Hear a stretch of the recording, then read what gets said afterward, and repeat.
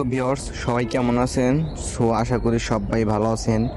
তো আশা করা যায় আপনারা সকলেই ভালো আছেন অনেক।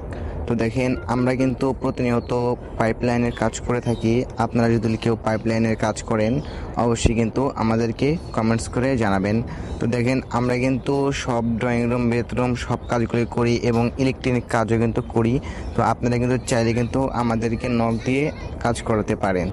তো আমরা কিন্তু অসাধারণ কাজ করে থাকি। তো গাইস দেখেন আমাদের কিন্তু অসংখ্য কাজ চলছে আজকে। তো ওয়াশরুমের কাজটা আমরা শেষ করে তো এবার চলে যাচ্ছে হচ্ছে অন্য জায়গায়। তো গাইস দেখো এবার বেডরুমটা আমরা কিভাবে করছি।